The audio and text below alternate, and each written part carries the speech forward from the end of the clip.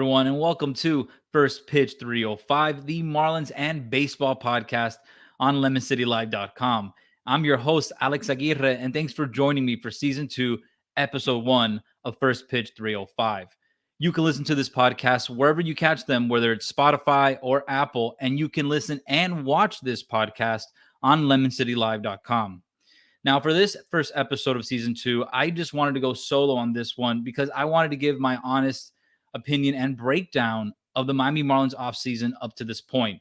Now, today is January 27th, so we're just a couple weeks away from spring training. And if you've been, following the Marlins, they really haven't done much on the player personnel standpoint. In the front office, they've made, a lot of moves.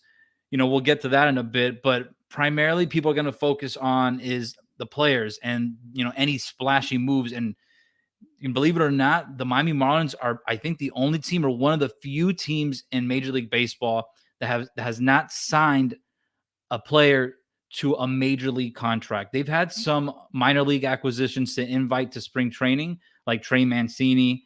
I know they like a fan favorite for a little bit, Jonathan Davis. He signed a minor league contract as well with the Marlins. So small moves here and there, nothing crazy, nothing flashy.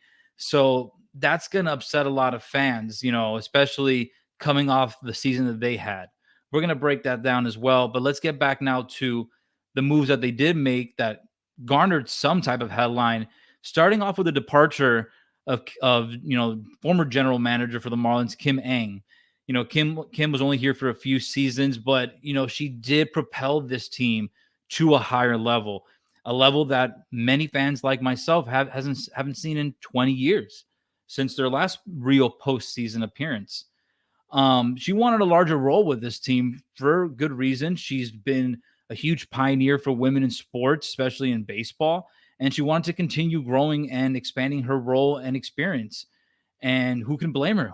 No matter what, your role is, you want to keep growing. So, and I guess ownership didn't see eye to eye in that regard. So they parted ways. And here comes, from Tampa Bay, Peter Bendix, and he's now the new president of baseball operations for the Miami Marlins. And I talked about this a bit with, staff writer for Fish on First, Daniel Rodriguez. We talked about it a bit. We broke it down on his podcast, Big Fish, Small Pod. And basically what I explained to Daniel and his listeners is it depends how you view this. Now with Peter coming in, he's bringing in that Tampa Bay identity. And that's, a really small market team. And the Marlins are not that far off from, I guess, budget wise from Tampa Bay. So at least he knows how to, I guess, find the right players and put the right pieces together to put a competitive ball club day in and day out, especially, during the long 162 game season that the MLB schedule has. The Rays haven't won it all. I get it. And they made it to the World Series in 2020. But if you think about the division that they play in for the last probably 10 years, I would give that franchise. They've been extremely, extremely competitive. You think about the Yankees, the Red Sox, now the Orioles are on the come up. Toronto had a stretch as well within the last decade, and they have great young talent is back again, just like Baltimore. So it's a competitive division, and the Rays have held their own with a very, very, very small budget. But they've relied on, finding the right pieces, the right maybe free agents for, a smaller value in terms of their contract. And then the big component, I guess, for the Rays is developing young talent and drafting accordingly to accommodate their franchise and the pieces that they need help in. So I like that move because I feel like, okay, if we're going to go this route, at least we're starting it, the identity of this franchise or the game plan of this franchise is starting from the top with Peter, and it's going to work his way down.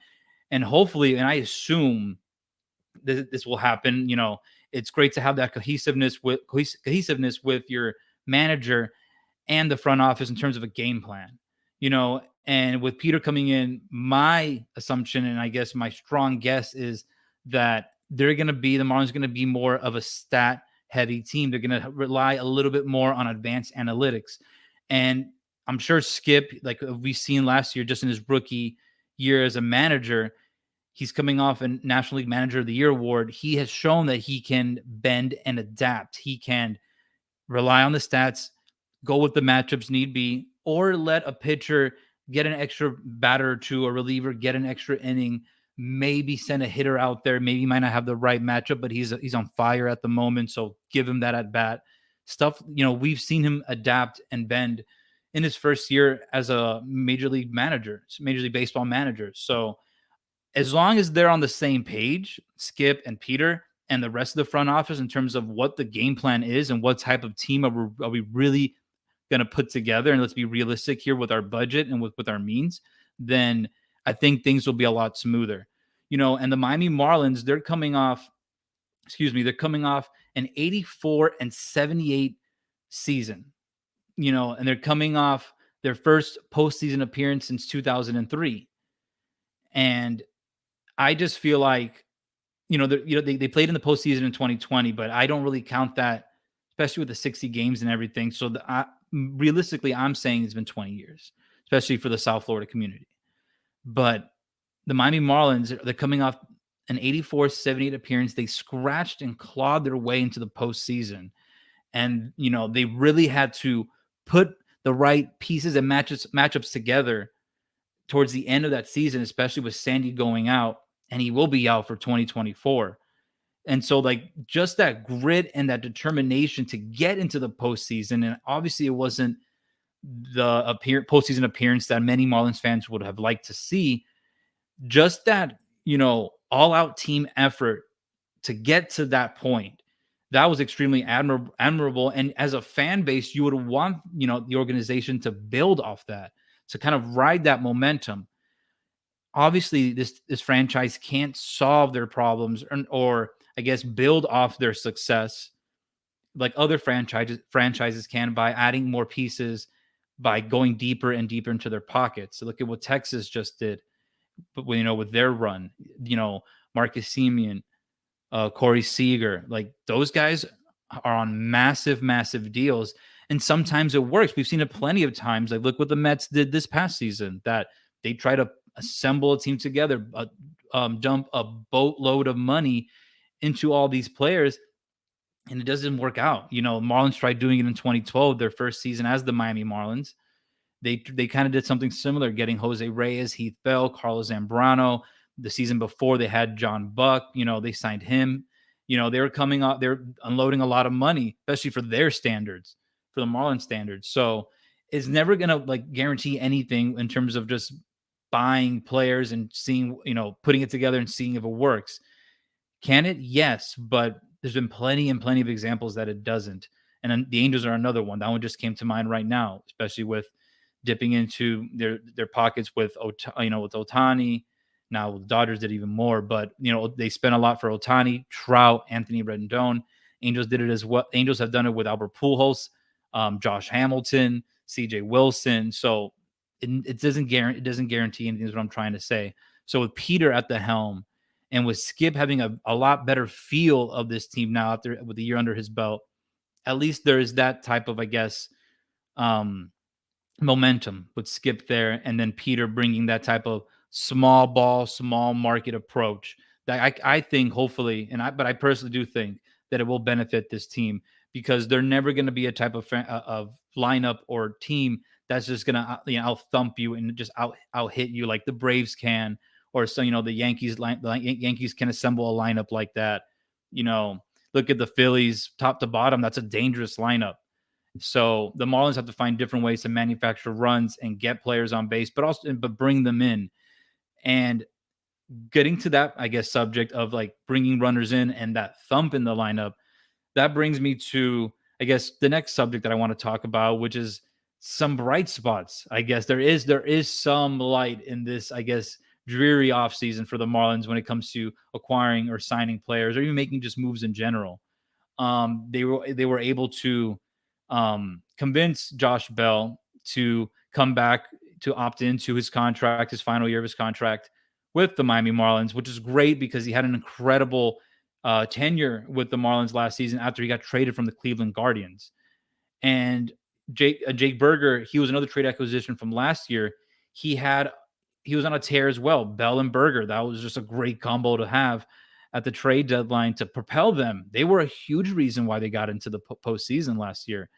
And Berger was already under team control, which is great. So at least they have that security.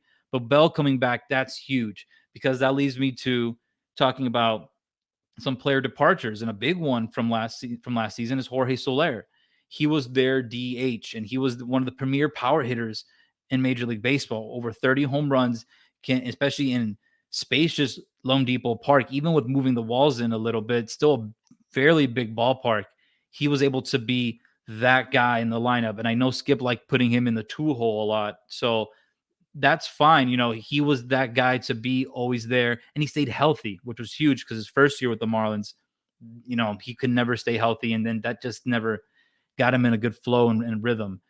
And obviously, with the season he's coming off of, he was going to opt out, and he was going to look for a bigger payday, and who wouldn't? But the surprising thing is that he hasn't been signed yet, so maybe the market isn't that deep for him, which who knows? Maybe he comes back to the Marlins and they kind of think about a new deal, maybe a 2-year deal or something. So that can still be there. Spring training we're still a few weeks away from spring training. So the Marlins still have the possibility of making some signings, but other than Soler and a few other players that can demand maybe like 10 to 15 plus, like maybe 10 to $15 million, like in that range for a year, other than those few handful of players, the Marlins are going to be, for lack of a better term, looking through the scrap bin or the discount bin for all these players on 1-year deals, minor league contracts with invites to spring training, like Trey Mancini, and maybe Trey Mancini is the security blanket in case they can't get Soler back. They have a guy there that's not going to cost them anything. And the keys, I think the Cubs are still paying him from his 2-year, $14 million deal. So who knows what that can turn out to. The Marlins have nothing to lose with that signing. And if he turns out to be healthy and performs well in spring training, he can be a decent bench piece, because that's the thing as well. The Marlins lost a lot of valuable pieces off their bench, like Yuli Gurriel and Garrett Hampson. I think those two guys were so valuable for the Marlins off their bench. With Garrett, you had a guy who was extremely fast and put a lot of threat on the base paths and can play pretty much everywhere except for catcher and pitcher. He can play all over the diamond. He was a good security blanket for center field when Jazz went down, and can also play shortstop a bit. He wasn't probably the best defensively for the infielder, primarily at shortstop, but he has the experience to play everywhere, and you need guys like that. And then Yuli, just his veteran presence alone, he's won it all. He's won personal awards, the highest team awards you can get with the Houston Astros, and winning the World Series with them. And he's just a professional hitter. He had some ups and downs with the Marlins, but for the most part, he had a lot of big moments, to help this team get into the playoffs. It was a team effort to get to the postseason. Because like I said before, they don't have a lineup that's going to scare, that's going to be very intimidating. So I guess with the little moves that they have made, I guess the front office and the new pieces, I guess, in the front office, like Gabe Kapler, he's on board now as the assistant GM. I guess they're thinking more of having more faith in what they have right now and continue to develop this younger talent. Now, the young talent that I'm referring to, it lies more in the pitching department.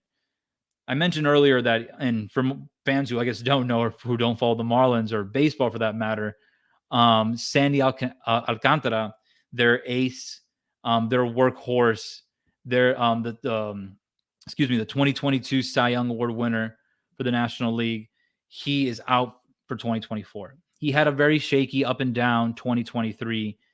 I've heard all types of things with other media members that the new shifting rules, the new defensive alignment rules kind of, hurt him a little bit, because he is a sinker ball pitcher, and he relies a lot on like contact, but ground balls, and the shifting rule maybe played into that possibly, but it was no surprise, or it wasn't obvious that Sandy did have his struggles. Sandy definitely was not like his Cy Young self the season before. And then he went down, with Tommy John surgery. and he's going to be out all of 2024. And the most, I guess, concerning part, you know, as a fan, is you're coming off a postseason appearance. You lost your ace, and you haven't done anything about it. While the season before, now granted, this was Kim at the helm, probably making these calls and moves, but still, though, like, you put in like what, $16.5 million to signing Johnny Cueto, and you can't find just a starting pitcher, a number 5, a guy just to go out there and eat you innings, for a third of that.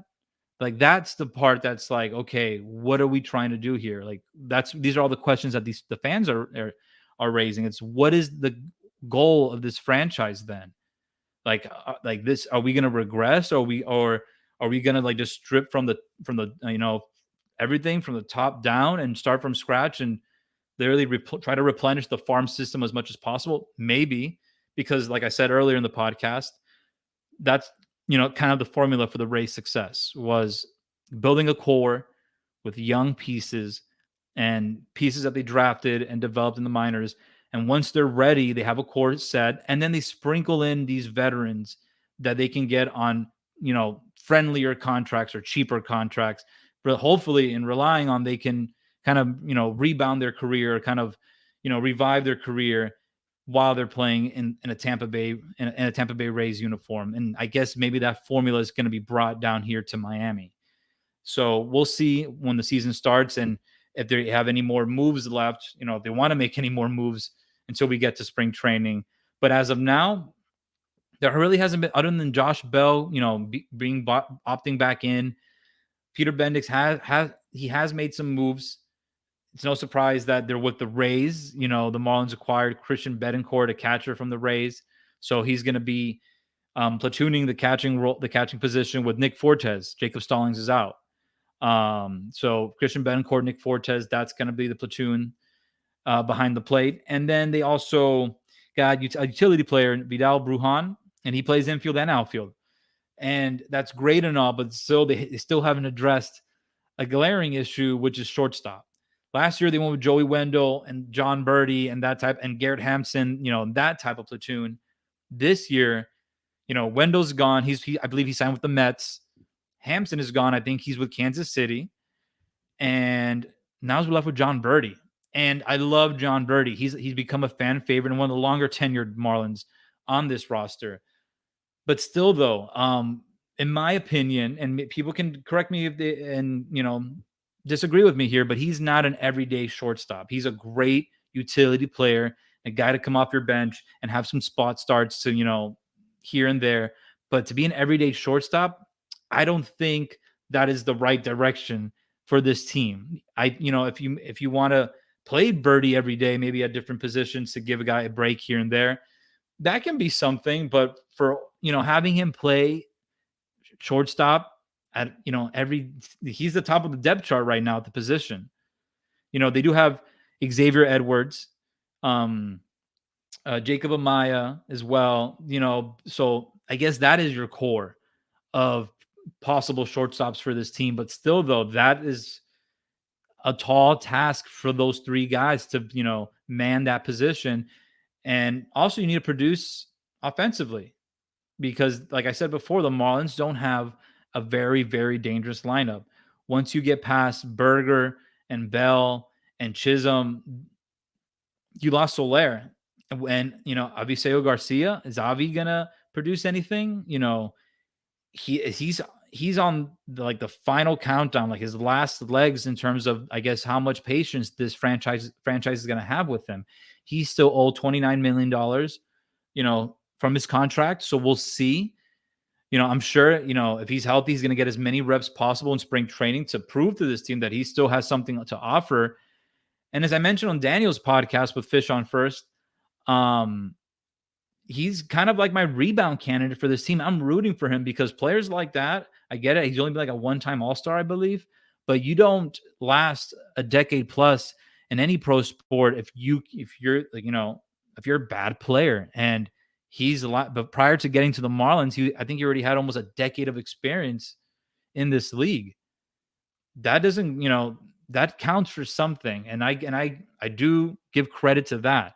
So he is, and if he, and I, like I said with Daniel, if he stays healthy, he can provide 15 to 20, 22, early, like low 20s.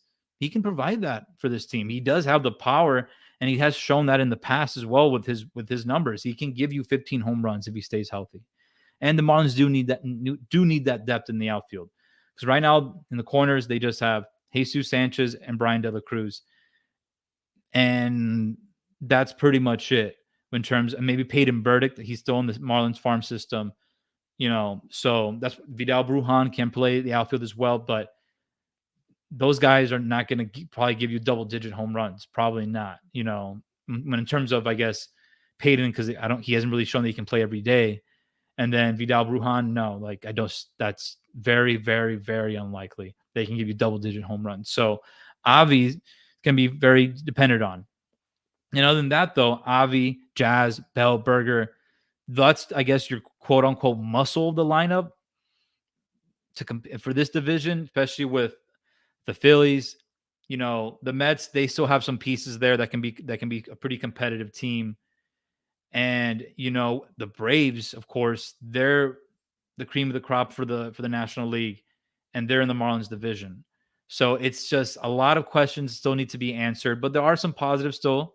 I forgot to mention as well, Tanner Scott, he finally carved out his role as a closer, and it takes time, especially with hard throwing lefties. They've had the reputation of being a bit inconsistent early in their career with throwing strikes. And prior to Skip coming to the Marlins, when Don Mattingly was here, he did experiment with Tanner as the closer. They did, and the front office, Kim including, they all saw the potential that Tanner Scott had as a closer. Just take some time, and I'm glad that he finally was able to kind of put everything together, and it finally showed in the month of September when he won Reliever of the Year this past season. So that's something to look forward to this year. And as I mentioned, Christian Betancourt, the catcher they acquired from the Tampa Bay Rays, he can definitely help in the running game for the Marlins, because the combination of Nick Fortes and Jacob Stallings, that was, I guess, defensively not the greatest combo in terms of keeping runners honest and keeping runners close and just throwing out runners in general. So that's something to look forward to as well. But other than that, there really hasn't been a lot of moves, guys. There really hasn't been anything to be like, wow, this is really going to help the roster. Their starting rotations right now is going to consist of Jesus Luzardo, Braxton Garrett, Yuri Perez, but he's still 20 years old. He's definitely going to be on an innings limit. Edward Cabrera, and there's Sandy's out. Sixto's nowhere. He's definitely not going to appear this season. Max Myers recovering from Tommy John surgery.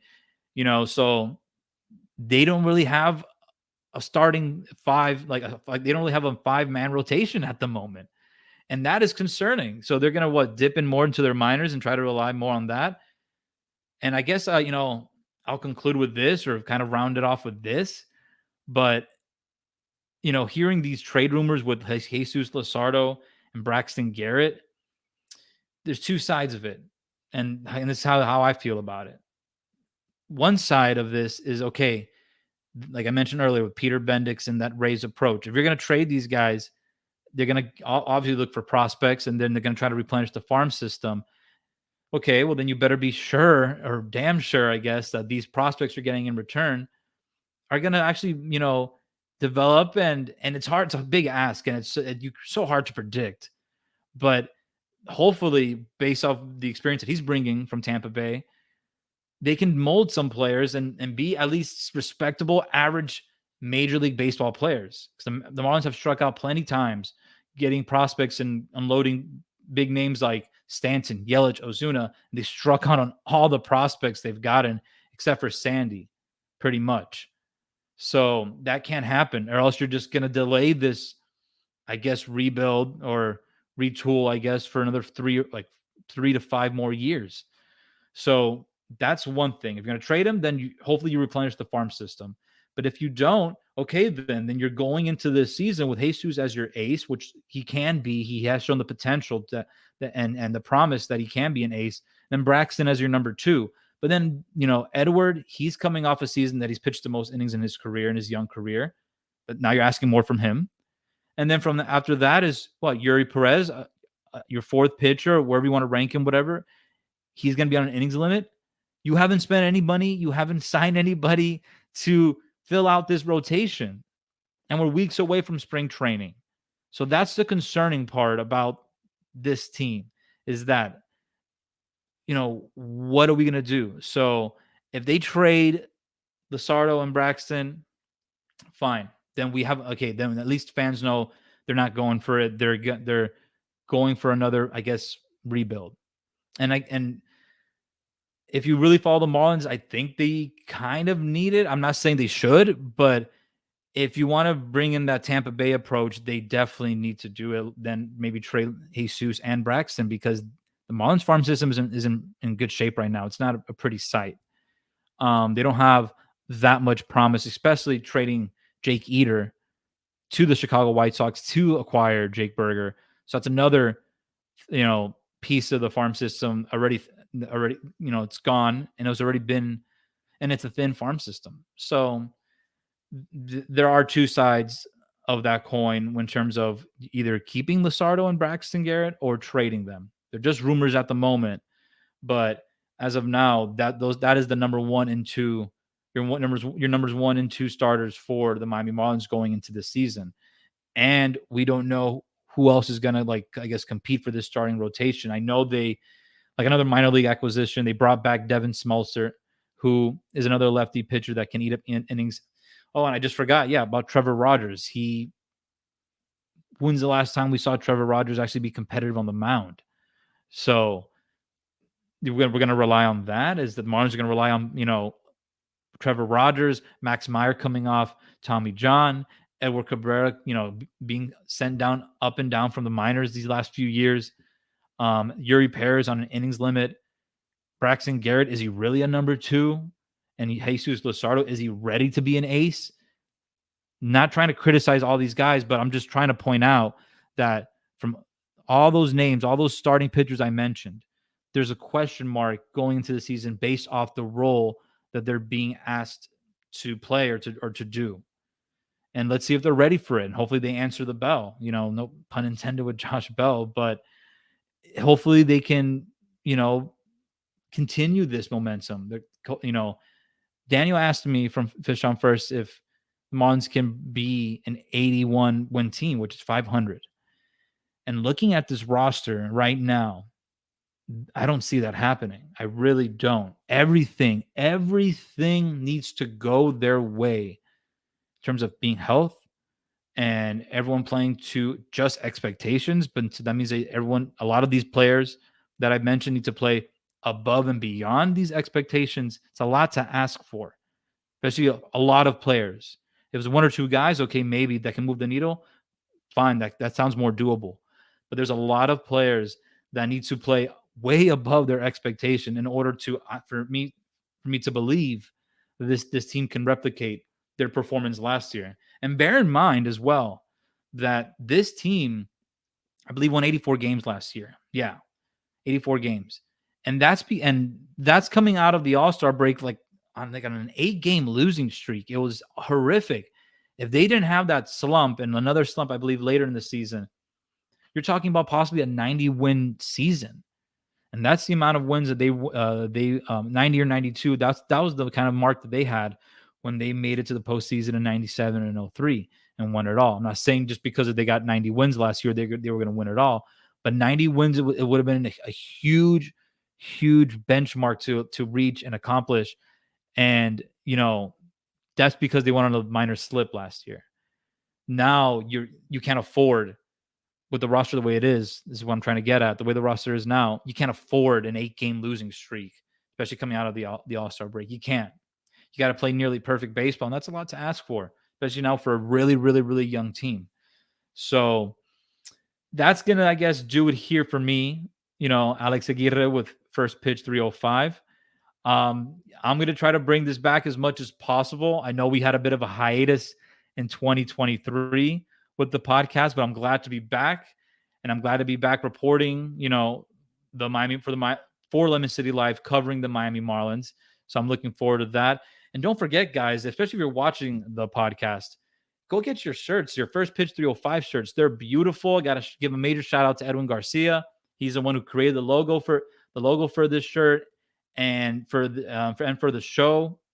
And you go get your Lemon City Live merch as well from lemoncitylive.com and support your other local shows. And moving forward with this show, I'm going to have obviously guests, and some of them you might remember, like Kevin Barral from Fish on First. And he also does amazing work for Lemon City Live with the Pause Up podcast and his coverage of FIU athletics. And as we're going to have other media members that cover the Miami Marlins on the podcast as well. And, that's going to do it here for me with episode 1, season 2 of First Pitch 305. Remember, you can catch this episode wherever you listen to your podcast, whether it's Apple or Spotify. And you can watch and listen to this podcast as well on lemoncitylive.com. I'm Alex Aguirre. And until then, let's go fish.